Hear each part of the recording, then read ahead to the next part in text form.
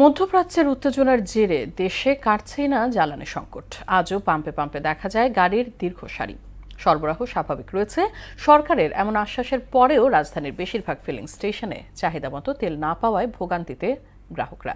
এদিকে জ্বালানি বিশেষজ্ঞ অধ্যাপক ডক্টর মোহাম্মদ তামিম বলেন, সংকট উত্তরণে সরকারকে আরও কার্যকর পদক্ষেপ গ্রহণ করতে হবে। শামীমুজ্জামান চৌধুরীর রিপোর্ট।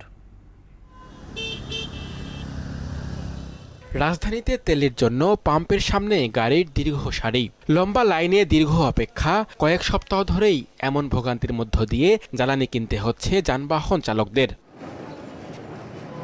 অনেক পাম্পে তেল পাওয়া না গেলেও কিছু পাম্পে আবার ভিন্ন চিত্র। ঘন্টার পর ঘন্টা অপেক্ষার পর তেল দিচ্ছে বলে জানান অনেকেই, তবে অপেক্ষা করতে হচ্ছে 7 থেকে 8 ঘন্টা পর্যন্ত।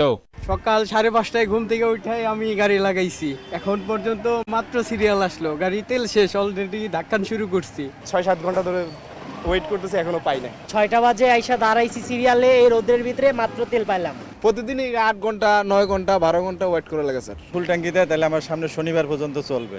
এদিকে রাজধানীর বাইরেও ফিলিং স্টেশনে দুর্ভোগের একই চিত্র। জেলায় জেলায় ফিলিং স্টেশনে গাড়ির দীর্ঘ সারি। গাড়ির বৈধ কাগজপত্র, ড্রাইভিং লাইসেন্স সহ আনুষঙ্গিক কাগজপত্র যাচাই করে জ্বালানির তেল কিনতে হচ্ছে চালকদের। কার্ড পদ্ধতিতে তেল দিচ্ছে, তো আমাদের কোনো সমস্যা হচ্ছে না। ওই পদ্ধতিতে তেল দেওয়া অনেক ভালো। এখন আর তেল বাদে আমাদের কোনো অসুবিধা হচ্ছে না। অনেকে ড্রাইভিং লাইসেন্স ছিল না, হয়তো বা এরকম বিভিন্ন সমস্যা ছিল, সেগুলো দূর হয়েছে। পাম্পের সংখ্যা বেশি থাকলে আর এই কষ্টটা হতো না।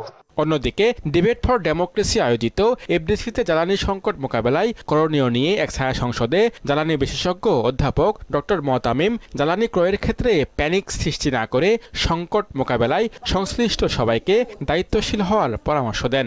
তেলের ক্ষেত্রে সরকারের যেই আমাদেরকে যে আশ্বস্ত করছে তাতে আতঙ্কিত না হয়ে যার যতটুকু প্রয়োজন, কারণ পাম্প থেকেই বলা হচ্ছে যে সাধারণ চাহিদা ডবল হচ্ছে। স্বাভাবিক চাহিদা অনুযায়ী যদি আমরা করতে পারি, এইটুকু ডিসিপ্লিন যদি আমরা আনতে পারি, তাহলে আমি মনে করি বর্তমান সংকট অবস্থায় জাতিকে ঐক্যবদ্ধ হতে হবে।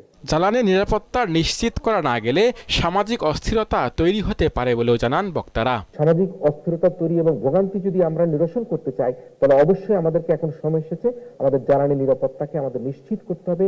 সেটা নিশ্চিত করতে না বলে জনমনে ভোগান্তি বেড়ে আমাদের সমাজের অস্থিরতার পরিবেশ তৈরি হতে পারে। শামীমুজ্জামান চৌধুরী, মোহনা সংবাদ, ঢাকা।